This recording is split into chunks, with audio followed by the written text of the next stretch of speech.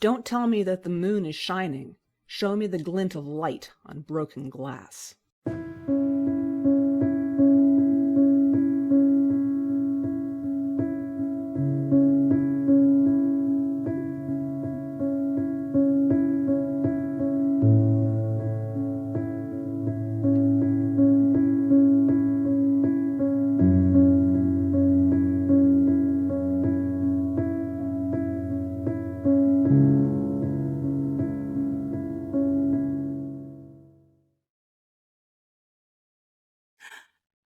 Hello and welcome to Shining Moon, a speculative fiction podcast, episode 16. I'm your host, Deborah L. Davitt.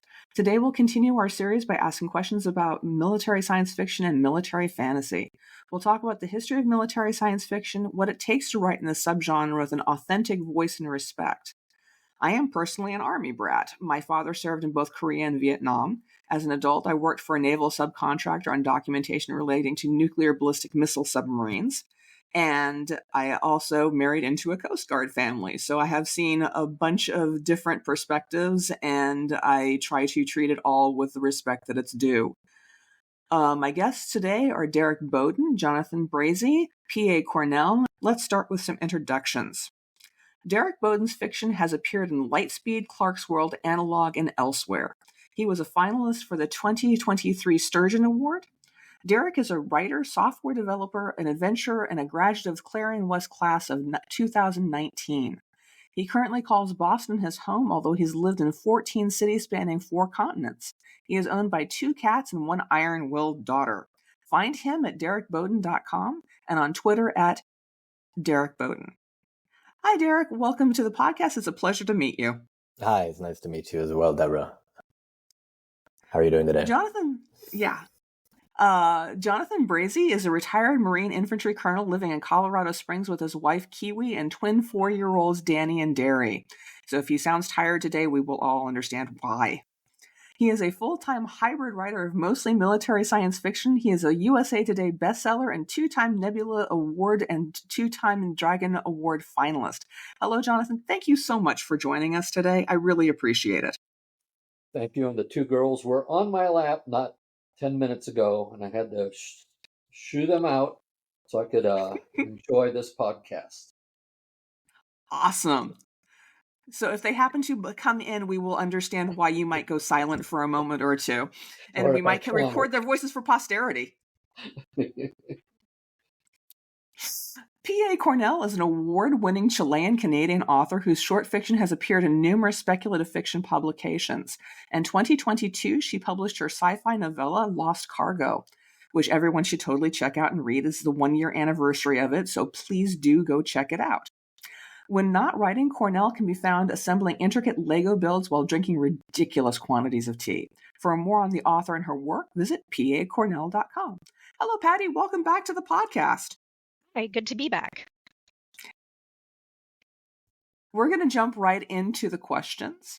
We're going to talk a little bit about, I've been particularly remember reading Heinlein's Juveniles, particularly Space Cadet, with great pleasure when I was a kid. But what are some of your biggest influences in writing military science fiction and military fantasy? And we're going to start with Jonathan. Who are some of the greats that you like to read or that have influenced you? Well, probably one of the earliest, what would be considered military science fiction stories I ever read was actually H.G. Wells.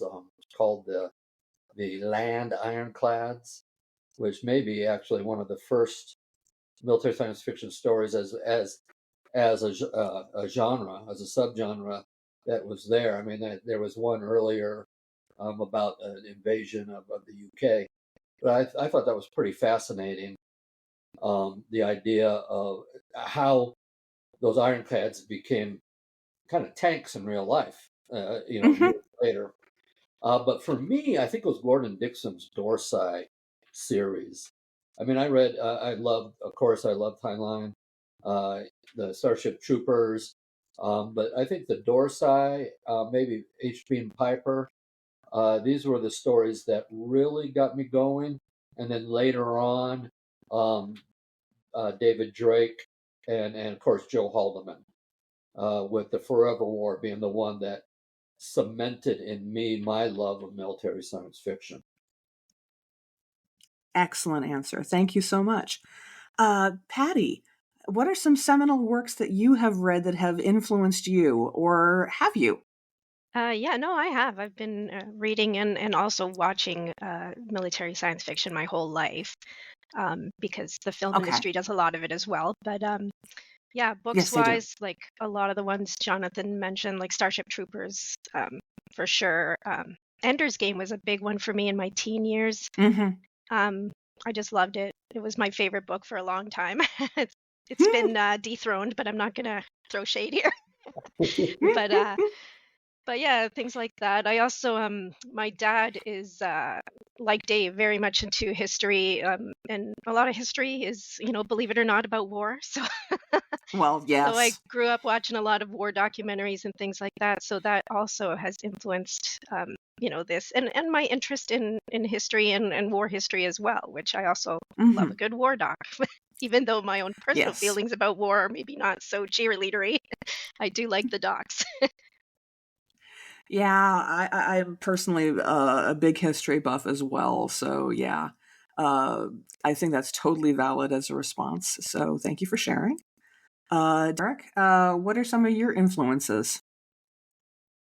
Yeah, great question. Growing up, I wouldn't say that I read a lot of military science fiction. I read a lot of stuff that I think probably was on the edge of it. I know that some of them have already been mentioned. I read Ender's Game growing up, and I found it interesting. I was never even remotely interested in any Heinlein. I found it largely nationalistic kind of feel, and that never really sat right with me. But I did love on the, I don't want to say on the other side, but from a different perspective, a lot of the more classic works that were coming out during the Cold War that were more critical of the escalation of tensions and think pieces, I guess, in a way, about um, what various types of technology could lead to in terms of societal decay and Armageddon and that sort of thing. I think Philip K. Dick had some really interesting ones that probably most people might not consider military science fiction, but they did take place. They involved military. There's one called Second Variety, I remember, about these clones that was very, it's a novelette, I think, or a novella that was very impactful. Turtle Dove wrote some. Most of I think my influences that I would consider military science fiction are a bit more contemporary. I think one that stands out the most to me is Peter Watts. His work he was very prolific I think in the early 2000s and the 2010s. I haven't seen as much from him lately, but he's written some really incredible, thoughtful short fiction in particular. He wrote a piece called Collateral. A lot of his work involves the ethics of war or lack thereof in many cases, and how science fiction technology, cybernetics, artificial intelligence impacts our world from an ethical perspective in terms of how we engage with military and how we interact. Another contemporary that is kind of across the spectrum that's really great that does some similar types of things is Aliette de Bodard. She writes Mm-hmm. more sort of far-flung space opera style military science fiction, and but with a very gentle touch, and I think is very interesting, an interesting perspective. And then just to throw in one example of something that I would say that a more contemporary influence that is in the fantasy side, since I know that doesn't get as much discussion, is Seth Dickinson's The Traitor Baru Cormorant series, which is really an exceptional fiction. I admit I've only read the first one. There are three, but it is definitely in many regards military in that there are a lot of military logistics. The main character is a sort of military type individual, but it is it is a second world fantasy. It does not take place in this world, and the focus is largely on the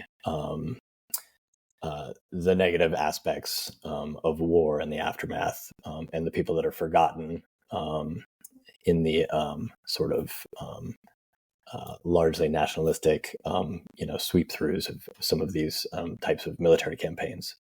That was a very long-winded answer, but that's some examples. No, I am all here. I'm here to listen and to ask more questions, which I will go about and do now.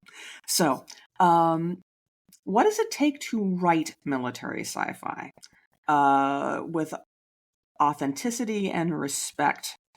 And I'm going to start with Jonathan on that one. That's a really good question, because there are a lot of people from varied backgrounds who are able to write excellent military science fiction. I think it helps that if you have served, and I believe it helps if you have served in combat, because there are certain seminal things that affect you that when they are reflected on the written word tends to give a sense of verisimilitude that's hard to get. It's more difficult to get if you have not had those experiences. However, there are ways around that, because there are plenty of people. David Weber's never served a day in combat in his life, but he is able to grasp the naval side of battles and the tension and that type of thing fairly well, and pretty successfully, obviously. So there are things that you can do. One of them is kind of what David has said, watching a lot of documentaries. If you watch documentaries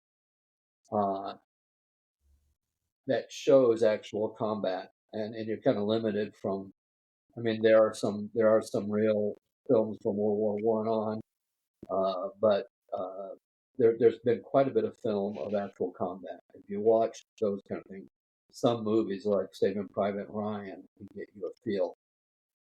These are things that will help. First of all, you have to have a story, which everyone can come up with. You have to actually have a story, and you have to have characters. But to really make it military science fiction, I think you either have to watch it, you have to experience it, watch it, read it, or talk to people who've been through it. Go down to the VFW, your local VFW, say the bar tab's on me, and you will get 8 hours of stories, not necessarily just combat, but of the time that the lieutenant went in the outhouse and a mortar round landed on top, and he was sitting there with his utility trousers around his ankles. Those type of things like that are the things that particularly readers who have been in the military, which are a huge portion of the readership, those are the ones that go, this writer knows it. This writer understands it. So I think with those four things, I think you have to get at least some of them in order to write what I think is real military science fiction, not space opera. And we'll probably be talking about that later, but there's a huge, huge, huge difference between space opera and military science fiction. Just because someone is in the military, or there's spaceships or power armor or whatever, doesn't make it military science fiction. Anybody can write space opera. But to write military science fiction, I think you have to do a little bit of either experience it or do a little bit of digging. I'm going to switch to Patty now. If you've never served, or if you've never lived with someone who served, how do you go about achieving that authenticity of voice and detail? Because when I read your story, you absolutely did get it. And I thought that you did a wonderful job with it. So how do you go about achieving that? I mean, basically, yeah, I'm going to agree with what Jonathan said about his four things. That definitely helps. Having an interest makes it a lot easier to retain all this information. For instance, military jargon, that sort of thing.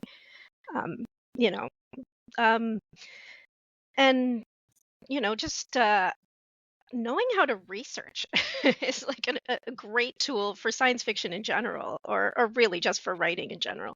So, because they always say, write what you know, but it's really more write what you know how to research. And I'm a great researcher. I did a lot in other aspects. Before I was even publishing fiction, I've had to do a lot of research because I was a journalist before, so that's kind of a strength. But beyond that, I also think, as in pretty much any story writing, it comes down to empathy, because empathy helps you see kind of both sides of the conflict. Because when you're writing military science fiction, there's often a lot of like political undertone and stuff, which again, it helps to know like history and our own political history in real life, because often it's portraying aspects of that, if not, a literal translation of it. So even if you don't agree with both sides, being able to see both sides can help you write it, I think, because you're going to have to write kind of all aspects of it and maybe lean heavily towards whatever you're trying to convey through your story. But I think you have to do a little bit of both, which in a sense, I think is what actors do when they're preparing a character. For a writer, it's very much the same thing. You have to kind of be able to get into the characters' heads and think, what would this person be doing in this situation? How would they react to it? So that's how I do it. Derek, same question. Since I know that you haven't served, how do you go about, because again, your story was rich with detail without being overwhelming. How did you go about achieving this? Well, thank you. I guess I'll start with that specific that you mentioned. The detail, I think, is one of the most important elements for me in any type of fiction, but in particular science fiction. I think striving for the level of specificity in details is an important aspect of getting that verisimilitude. And so I think, and to Patty's point, I think research can help you get those details beyond just the basic understanding of how an experience may be, or what type of people are involved in a conflict or a situation, or what types of things may happen. The very specific, and I think Jonathan talked about that too, in terms of the latrine situation, where the finding specific believable details that you can focus on brings a reader to that point and makes them not only feel like they're there, but it makes them, if you do it well, it makes them trust you as a writer to guide them through the story, whether or not you have the slightest idea what you're actually talking about, which I rarely do. And so to me, I think that's the important thing. Secondarily, if you have anybody to bounce ideas off who has had experiences that are either direct or tangential. My cousin was a captain and served multiple tours in Iraq, running convoys. She has been indispensable in terms of me asking questions, for example, about how things are, or just listening to stories that she's told. On that side of my family, actually, I have a number of people who served in prior generations as well, and I grew up listening to many of their stories, and I'm sure that many of their stories influenced my largely anti-war stance in many regards, but it also has helped me because as a kid, when you're listening to stories, you cling to specific details, and those details you don't realize at the time maybe, but can help you as a writer when you grow up to drop in here and there. Respectfully, obviously, you wouldn't want to drop in details that someone might not want you to put into a story, but details that can really bring a person there and hopefully make it feel realistic as well to people who have served, because some of these stories are informed by real people. I'm going to tell a funny story because two of you have brought up acronyms and the military love of acronym. And this is when I was working at a defense contractor, and there was apparently a disgruntled contractor who had left the job because we had a list of acronyms that I was supposed to be reading through. And most of them were the ones that you would normally expect to find in our work between the nuclear ballistic missile submarines and the firing mechanisms and the conduits and everything like that. All the things I had been used to seeing in our documentation until I found Snafu, which I was like, okay, well, everyone knows that one. And then I started finding the other ones that my husband at the time, who was also Navy, would occasionally use that were quite a bit worse than Snafu. And I got up and I took this to the manager down the road. And I said, I'm pretty sure these aren't supposed to be in here. And his face went white because this was supposed to go out to a number of other contractors. This was supposed to be the master list of acronyms and jargon that was going to be disseminated to 5 or 6 other contractors. He says, thank you for bringing this to my attention. We will take care of this. And I'm like, I'm sure that you will. That's great. Yeah, that's one of my good stories from that particular time. That was not my favorite job. We're going to go ahead and move into the second part of our agenda, which is talking about the stories that you each have gone ahead and sent to me. And the first one I'm going to talk about is Derek Bowden's Giant Robot and the Infinite Sunset, which appeared in Diabolical Plots number 38A. In this flash piece, a giant military robot, and he's literally called Giant Robot throughout the story, so you can definitely tell what he is, has been given the ability by its programmer to seek out beauty and record it. That programmer has since been court-martialed and has taken her own life as a result. Giant Robot now seeks the companionship of a similar mind, but is unable to find it. Someone with its programmer's passcode attempts to reprogram it and nearly succeeds, but something inside still remains of his programmer, and that tiny spark of humanity triumphs in the end. Can you talk to me a little bit about the story's inception, which I believe began with an image, which is just lovely because a lot of my stories start with that. Yeah, I came across an image, some original artwork online. Sometimes I look for wallpaper art for my computer to for something to stare at when I'm thinking of ideas, I guess. And this one in particular showed this big kind of hulking, perhaps unrealistically proportioned robot in a battlefield with these tiny glowing eyes. And it struck me as a very sad looking. And that got me thinking a bit about how we anthropomorphize robots and technology, and how that can be detrimental in many regards, especially in regards to things like war machines. And that got me thinking a little bit more about, well, what if it really is sad? What could make a robot sad on the battlefield? And one thing that came to mind was guilt, because that is a thing that makes some humans sad on a battlefield. The story just sort of grew out of that. It was a fairly free-flowing. I am an outliner in general, but this story was not outlined at first. The first draft was basically the outline. So the concept, I guess, came from the sort of, I was trying to take a sidestep from the more well-trodden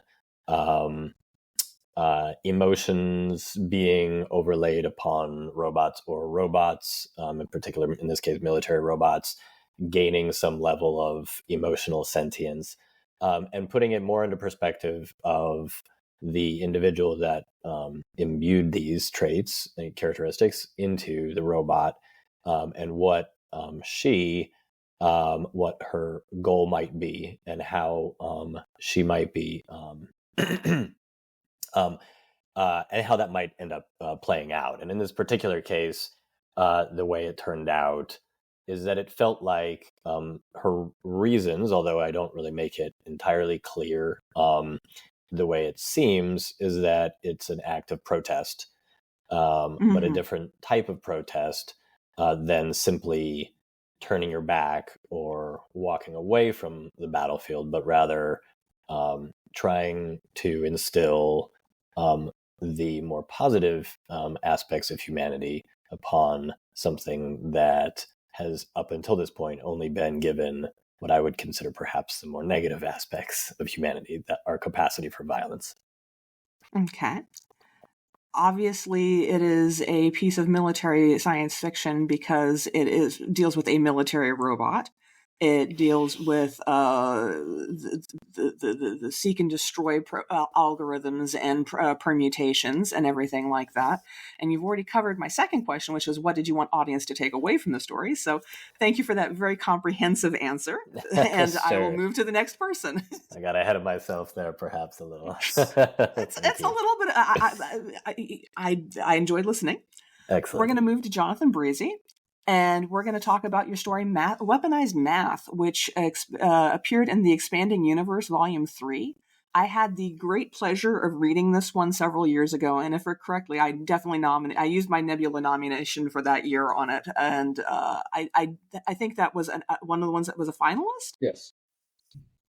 Yeah. So thank you. In this story, Gracie Medicine. Nomination. Oh, no, it was a fabulous story. In this story, Gracie Medicine Crow is a sniper with 41 kills, stuck on a routine Overwatch position while babysitting a new sniper recruit. The situation should have been dull and ordinary, and is until she recognizes that one of the prospective targets she had mapped out is reading a blanked-out screen reader. An attack is imminent.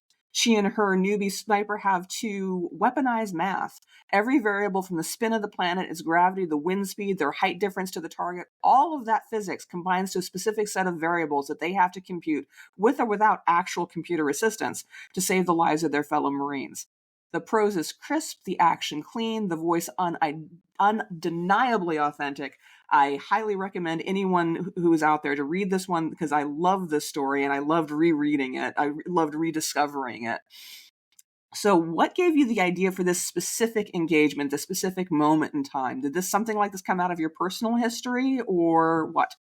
Well, first of all, I just thought this is actually the certificate for weaponized math. I love seeing this. I just thought of that as you were talking about it.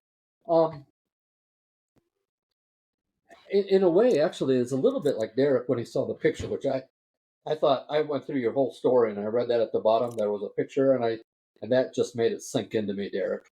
It really came into my brain, and this was a little bit similar in the fact that I'd written a book that's done very well called Sniper, and Gracie is a character in there, and then I came across a plaque.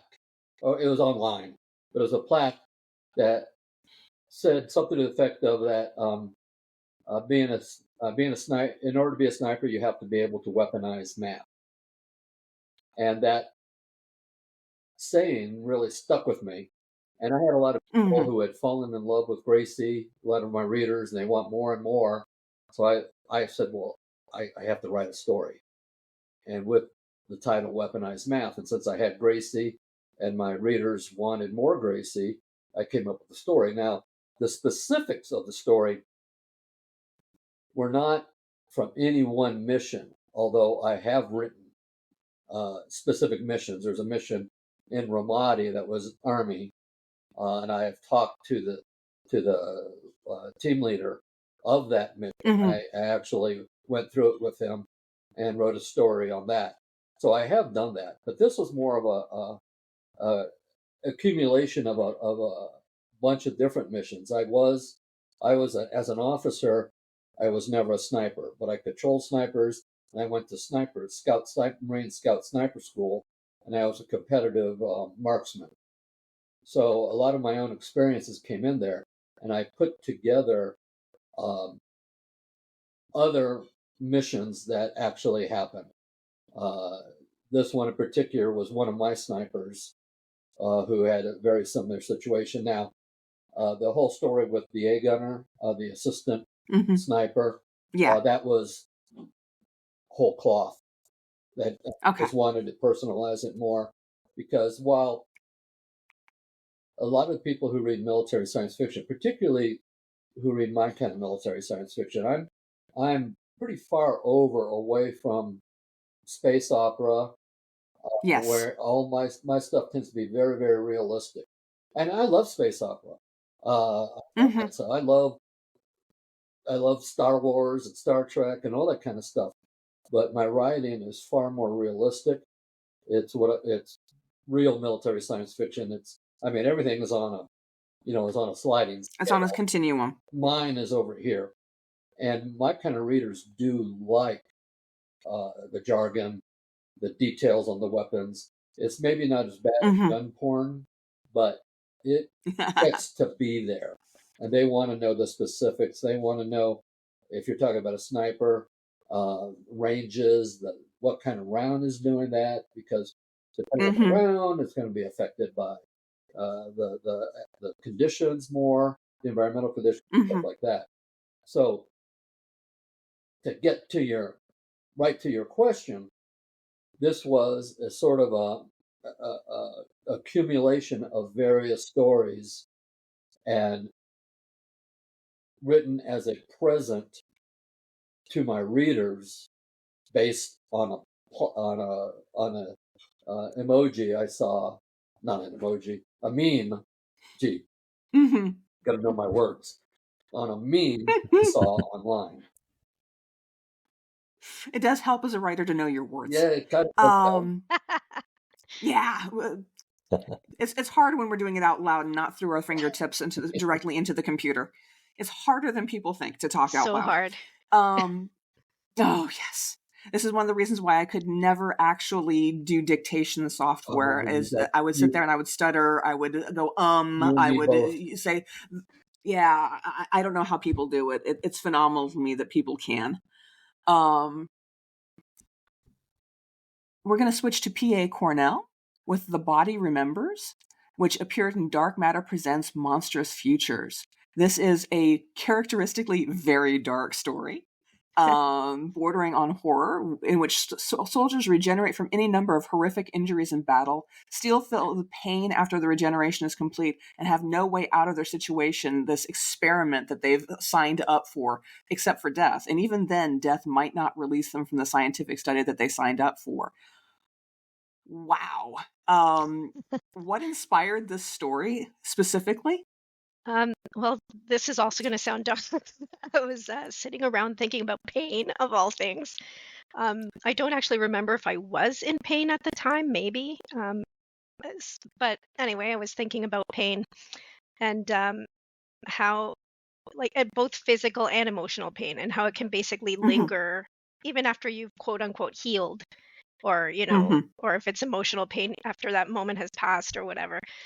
It can still kind of come back to haunt you later. So that kind of led to thinking about people who live with invisible disabilities and ailments like that, of which I am one, and how it's so common that you won't even be believed, even by doctors, that something is wrong. So that kind of combined with also PTSD, which I don't have, but I was thinking about all these things relating to each other.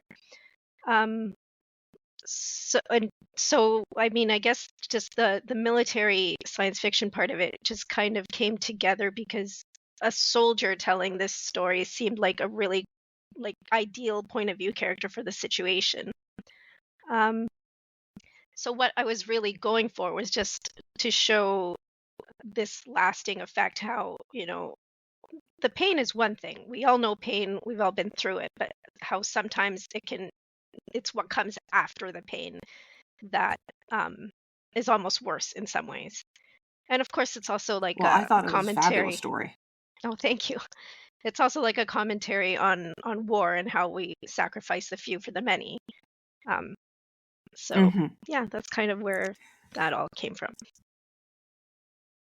Yeah, I was reflecting a little bit on invisible disabilities and things like that myself in my story this year, which appeared in Lightspeed, which is Philoctetes in Kabul.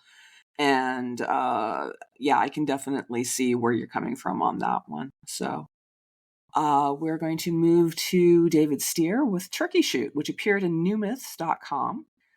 This story probably needs a trigger warning to the casual reader for some racism in the first page or so, but the rest of the story is a tautly wrought stick tale of a lieutenant in the carrier air group who goes by the handle of TK, who thinks that they're in for an easy fight today, a turkey shoot in which the enemy is outgunned and easily outmaneuvered, only to have the tables turned as the rookies he's guiding are shot down, and he is as well.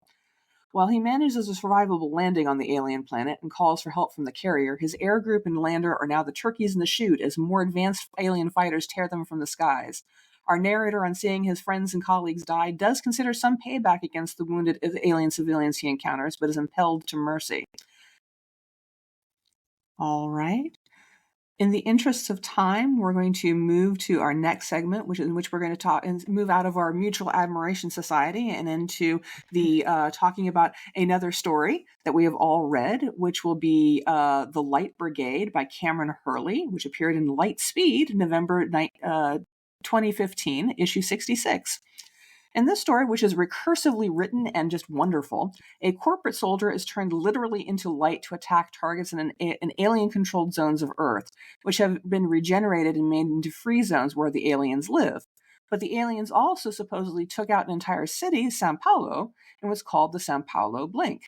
The longer the soldier travels as light, the more they're convinced that what they're seeing is the future during transit, and they eventually learn the awful truth that they're destroying cities not because the aliens are evil, but because they dare to live free and well. They wind up using their time travel abilities to save the entire population of Sao Paulo and other areas that would have been hit by the Light Brigade, saving millions of lives and taking them simply elsewhere in an open-ended ending that actually works. I usually don't like open-ended endings. I usually find them sort of a cop-out, but this particular one worked. What did you think of the story, and what makes a story military sci-fi as opposed to non-denominational sci-fi? And I'm going to start with Jonathan. What did you think of this story? First of this story, I was afraid of that. First of all, I like the story. I like the idea of being able to. I know we've got Star Trek being beamed up and down, but the fact that they're being turned into light, I thought was interesting, and that was and how that would react, the way the body is coming apart and the pain and all that kind of stuff. I really like that. And I'll admit, usually I could figure out stories really early. It took me a little bit to figure out who the aliens were. I was a third or halfway through the story before I realized who they were. But here's the part that you guys may not agree with me. I don't think it's military science fiction. I don't think it is either. Oh, okay. You do agree with me. I think it's a great story. I loved reading the story, but it's not military science fiction, to my point. Military science fiction, to me and to a lot of people who write about it, the key aspect of it is the military. Is people serving in the military. It's people how the military affects the plot, the environment, and everything else. Whereas just having a person in the military is setting up the story. It's not necessarily military science fiction. But loved the story. I thought it was clever. I thought it was well written, and I'm glad that was suggested. All right. Patty, I think you were the one who suggested this story. What did you like about it? Well, I think initially it was just kind of the whole, they get turned into light. That's so cool, It's the coolness factor of that, which also reminded me a little bit of Altered Carbon when they, kind of beam into new bodies and stuff. So it started with that, but I think like once you read it, and I reread it, and I bought the novel and read the novel too. There's a novel. Yes, there's a novel she wrote based on the short story, and it's great. So I've read both more than once, and it's it goes beyond the coolness to the story where it's they realize they're participating in something that's wrong, and they have to either choose to live with that or do something about it. So that like just the story itself really worked for me. I love the voice throughout. Dave was talking about, Yeah, the voice is the wonderful. voice works from line one. So I mean, it's totally my kind of story. So, I loved the voice, particularly some of the pull quotes like "We were fucking paladins, we were light," yeah, things like that. That to yeah, me just that to me encapsulated. We are on the side of righteousness. We know that we're right, and then you start to get that undercurrent of maybe we're not.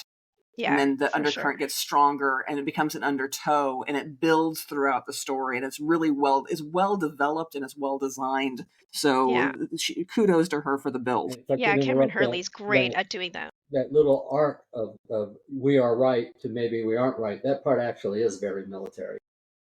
Yeah. Mm-hmm. Yeah, that Yes. to me felt very, I guess we could call it soft military sci-fi. Like make a distinction, then there's hard military sci-fi. But Yeah, there yeah. definitely is. There is a continuum. I Yeah. mean, when I was writing fan fiction, and I don't roll your eyes, I did, and it was based on it was based on the Mass Effect universe, and that's where I cut my teeth on writing at great length about things like that.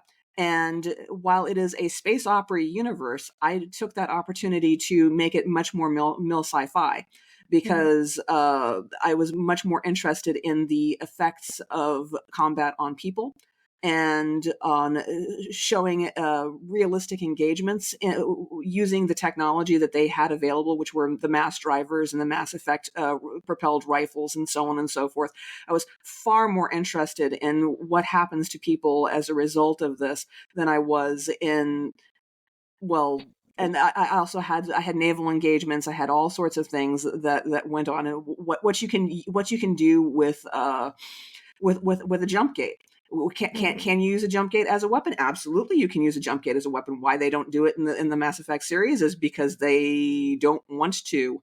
But you can absolutely take something that takes light and matter and pours them into a system. You can turn that into a weapon, and yeah. Anyways, you can take anything into a continuum. You can take anything from as soft as space opera to as hard as realistic, and I think that For we sure. definitely have something that is a soft military sci-fi here. Yeah, and you see Derek, a lot of what that did you? too. Sorry, Yeah, what you were saying about like just the misuse of technology, which you see a lot in military sci-fi. yeah. Derek, what did you like about the story, and what did you dislike, if anything? Yeah, I love Cameron Hurley's stuff. And I've read the novel as well, and I would definitely recommend it. I think it's great. It really builds on some of the parts of the story that I really liked, which include one thing that I think is very common in science fiction as well as specifically in military science fiction is the tool of choosing a specific technology that is more advanced or new or different than what we have now, and considering how it would affect, in the case of military science fiction, how it would affect war, and how it would be used in war. And I think that's a very commonly used thing, but I think it's used very well in this particular situation, this whole concept of transporting people through light waves and whatnot. So I thought that was well done. I think that the focus on the psychological trauma of war, in particular in this case, of the use of this particular tool, but as a reflection on war as a whole, I thought was done really well. And I think it sets the tone. She sets the tone well by the first jump resulting in her hitting them hitting a civilian. I know they don't give away there's no gender of the protagonist, but the protagonist hits a civilian immediately. It's the first thing they do, and I think that is a great introduction to just the horror of what you're going to be reading for the rest of the story. And I think one thing that might have been touched on a bit earlier prior in this conversation was accountability. And I think this story at its core has a lot. I think Patty mentioned as well. At its core, there's a portion of it that deals with the accountability of the individual as well as everybody involved. You can only turn a blind eye for so long, even if you are just one individual in a big machine. If something is happening that you feel is wrong, then you are complicit in it, in some regards, even if it's in a small regards. The only thing that I was going to say that I'd like to say about it, that I think the book did actually a little bit better, is that I do feel like, for the sake of time, she did make the enemy, the aliens. I believe they were a little bit oversimplified in that they were just solely the good guys by the end, and that it served its purpose, I think, but that also is somewhat two-dimensional in my perspective. And I think that in the book, she builds it out a little bit more to make that a little bit less, a little bit more ambiguous. They are certainly not as villainous as these corporate, wartime machines, but they are not necessarily just these perfect people that all they want is peace. And I think that only helps build a little bit more verisimilitude, because unfortunately there are no such societies that we have come across yet. So it seems a little less likely.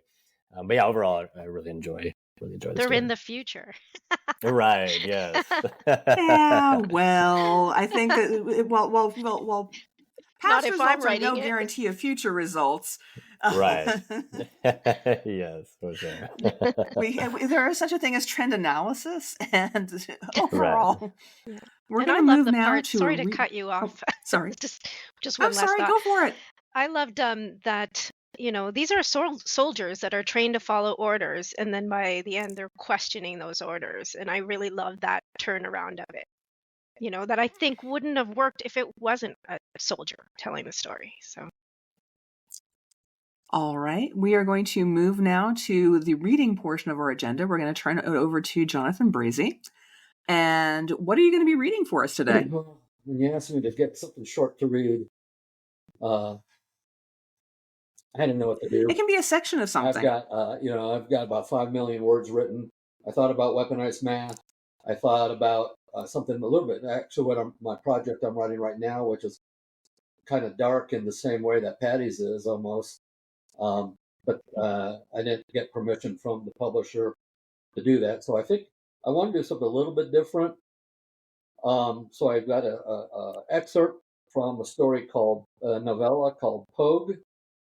Pogue is slang for somebody who's not a combat marine or soldier, someone who works in the gear. And I just wanted something a little bit different. I have 3 linked novellas, and this one is about a supply officer, but she's not even a supply officer yet. She has gone to basic officer training. She's a second lieutenant. She hasn't even gone to school yet, but she's home on leave waiting for her school when the planet is invaded by an enemy. So her name is Cell. The other character is another soldier who has been wounded and is back on convalescent leave, and they are separated, and they're facing an enemy emplacement, and they have no weapons. The only thing they have is a bulldozer. So here I'm cutting right into the middle of a section.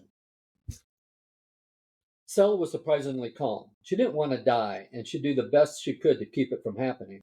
But the thought was more sad than fearful. Sad that she wouldn't see her parents or brother again. The dozer sped down the road, kicking up a trail of dust behind it. The big Cummings had no problem with the dozer's 110 tons. She discussed this with Benny, wondering if they shouldn't take it slow. But a bright yellow Toyota was anything but stealthy, so their best bet would be speed. It didn't take long to fly down the road. Benny had to slow down the big beast to take the turn as the tracks fought to grab hold as it swerved onto their target open area. Cell hung onto the blade, crouching to maintain her place. She heard shouting from just ahead and around the bend, but her focus was on the weapons station they'd have to confront. As the dozer swung around and the tracks spit into the dirt, the weapons station came into view. 4 soldiers this time were there, scrambling as the dozer bore down on them. Cell raised her pistol and started firing. She didn't think she was close to hitting any of them, but she hoped she was at least giving them pause. "Switch it on," the Desatnik yelled to the soldiers at the control. Cell fired 2 more shots, but the station powered up, the main gun rising, then swinging around to engage the dozer. Cell ducked behind the blade as a deep, frightening, whirring sound reached her, and the front of the dozer seemed to disintegrate around her, flecks of paint filling the air in a yellow mist. "Shit!" she yelled as she fought to keep her balance. The dozer kept going, and she managed to get a look at Benny, his face contorted in a war mask as he drove the dozer forward. There were shouts, screams more like, followed by a crunch as the dozer hit the weapons station. Cell barely felt a bump. The blade cut a tree, bending it over as the branches whipped at Cell's face until Benny pushed the dozer back into the open area. Cell struggled to her feet, poking her head above the edge of the blade as Benny slowed it down, passing the wash where they had hidden only a couple hours ago. She couldn't see behind them, but the station wasn't firing. She had to assume that it was gone. As far as the 4 Wolviks, she didn't know what happened to them. They were not her concern now. The Wolviks would be reacting, and 2 of them had a limited amount of time. The path opened up. The open path narrowed as Benny pushed forward, the blades catching the trees and bushes. Cell scanned the woods, looking for a target. As tough as the blade was, the body of the dozer wasn't armored, and any infantryman had weapons that could knock it out of commission. Cell had to keep those men away. It seemed like minutes, but it was closer to 40 seconds when Benny swung the dozer to the left and into the trees. The largest had trunks about 10 centimeters in diameter, no cuts for the dozer alone, but enough of them together could defeat it. Benny kept the power up, afraid to bring the dozer to a halt. Cell hung on while the branches smacked her. "There," she shouted, pointing to the right where she caught a glimpse of something man-made. Benny responded, swinging the dozer around. Shots sounded out as the dozer bore down on the sync module, while half a dozen Wolvik soldiers ran for cover. A whoosh sounded. A pillar of flame reached out to them until the warhead of whatever had been fired hit the tree just 5 meters away. Splinters hit Cell's unprotected face. Rounds hit the blade, pinging as they ricocheted away. Cell was now bouncing around so much that she couldn't aim. She held on for dear life as the dozer plunged for the open area around the sync module. A soldier jumped into the transporter, then put it to gear and drove it between the sync module and the dozer. It might as well have been made of paper. The dozer broke through the last of the trees and swatted the transporter away, the cab bunching up, buckling the connection between it and the flatbed. Cell had the briefest glimpse of the panicked face of the driver inside the cab before they were passed. With a Herculean hue fueled by panic, Cell managed to scramble back up. They were under fire, rounds prinking off the body of the dozer, but Cell turned around to look over the blade. Benny had hit the sync module low, hitting the base and missing the actual module itself.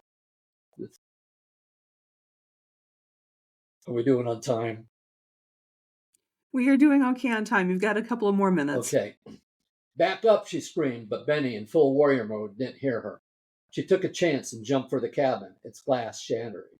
"Back up," she screamed again, this time pounding on the glass. That registered, and Benny looked at her with a confused expression for a moment and complied. "Raise the blade," she yelled, miming it with her hand. He reached forward, and a moment later the blade started lifting. When the bottom cleared about 1.5 meters, she stopped him. With the blade raised that high, it effectively blocked Benny's view. Cell got on her butt and scooted forward until she could see under the blade. She pointed slightly to the right and motioned Benny forward. A string of automatic fire laced the slide of the dozer, but crouched as she was, Cell wasn't hit. The dozer lurched forward, and this time the blade cleared the base. The tracks hit, pushing the front of the dozer forward, which fought gravity to remain steady while so out of balance. The dozer finally fell forward, blade landing on the edge of the control module, smashing it to bits. The tracks caught a hold, pushing the dozer forward, the blade leveling what was left in the module. "Hoo-ah!" Cell screamed like a madwoman as she was tossed about. Benny bounced the dozer forward across the sync module, the tread making mincemeat of whatever the blade missed. Without pause, she took the dozer off the back edge of the base. The blade hit the dirt and almost flipped it over, but somehow it remained upright. More soldiers started appearing. "Get the fuck out of here," she yelled. There was a soft whine as the server sped up, all 1,000 kilowatts being fed to the motors. Benny brought the blade back down just as they hit the first of the trees, smashing them underfoot. More rounds hit them from behind, hitting the metal of the body with loud thumps. Cell didn't care. Somehow, despite the odds, they destroyed a Wolvik fort, a one-legged PFC, and a Pogue butter bar. Getting out alive would just be gravy. She stopped herself at the thought, then yelled out, "Hell no! I want that gravy. We're getting out of this alive." There was a lurch, and the dozer slowed down. Cell looked back at Benny, but he didn't catch her eye. The dozer kept moving, plowing down trees with slower. Rounds pinged off the braid from the front, and Cell ducked back down. She still had her handgun, so she popped up long enough to fire the rest of the clip at 3 soldiers around another weapon station. This one was already powered up, but it didn't swing around to engage him as the dozer smashed into it from behind. The soldiers diving to get out of the way. They managed another 150 meters before the trees got to be too many and too big. The dozer came to a halt, straining to move, but nature won out. They were as far as they could get. It was time to bug out. Cell climbed over the body to reach the cabin. The windows were shattered, and suddenly she was afraid for Benny. She wrenched open the door, and Benny looked up at her, his face radiating the same joy as a child opening up her birthday presents. "We did it, Lieutenant. We fucking did it." So. Nice excerpt. Now I want to read the rest because that was very action-filled and engaging, and obviously, as this is somebody who would be normally at a desk job, what gave you the idea for the story? Well, actually, it started out with there's a Coast Guard man who won a Medal of Honor in World War II. Mm-hmm. He was a conscientious objector. Yes, he did. And I want to dedicate a book to him, so I wrote about a conscientious objector when this invasion started. And then I thought I wanted to do, most military science fiction are infantry, maybe powered armor, stuff like that. I wanted to show military science fiction from other points of view. So I had a conscientious objector who refused to fire a weapon because of his religion. I had a second lieutenant who was a second lieutenant barely, knew nothing about the military. And 3, a elderly veteran who is on the planet during the same invasion. And everything starts at a festival when the invasion starts. So I wanted these 3. I wanted to show war from a perspective other than infantry. Okay. That was a great excerpt. I want to read the rest of it. We're going to go ahead and wind this up by asking you all if you have any upcoming or recent projects you'd like to talk about or promote. And I'm going to move over to Patty for this. Okay. Well, I already mentioned that The Body Remembers is going to be reprinted in Pseudopod. That'll be right around Veterans or Remembrance Day, depending on which country you're in. And right now I have a story out in Fantasy in their final issue called Once Upon a Time at the Oakmont, which is a fantasy story, not surprisingly, about an unusual building that's not really in one set time period. So it's a real favorite of mine. So just that one actually will be live on the website on October 24th. So you can keep an eye out for that. Okay. All right. We'll keep an eye out for that. Derek, anything upcoming or recent that you'd like to talk about or promote? Sure. Yeah. I have a story coming out in an Apex anthology called Robotic Ambitions, which is an anthology on machine intelligence in robotic bodies. And my story is called Built to Cheat, and it's a lot of fun, I think. So I would recommend getting the anthology. I think it's going to be a really great book. There's a ton of great names in there. And then I got a story coming out in the last issue of Dark Matter magazine, which is exciting. They ran one of my stories in the very first issue of Dark Matter, and so it's kind of exciting to be able to bookend that great 3-year career of theirs. And Hopefully they've got some exciting new things coming out. I know Patty's been featured in some of their anthologies, and they're really great press. And then one other one that I would highlight is I've got a story coming out in Apex magazine called Down the Dust Hatch, which is about asteroid miners, and it's very bleak and dark, like a lot of things I write. That's all. Nice. And Jonathan, anything new or just recently out that you'd like to talk about? Well, I have a short story called "A Line in the Sand" that was released a couple weeks ago in the Expanding Universe 8. My United Federation Marine Corps series that has been republished by Variant Publishing, and the first book, Recruit, came out Sunday. If anybody is interested in reading Weaponized Math, you can actually go back and get the paperback, but it's also available as an ebook novelette on Amazon. And yesterday I finished the first draft and sent it off to the editors of my new series, tentatively, I don't know what it's going to be titled, tentatively named Undead Marine, but that won't be out until May.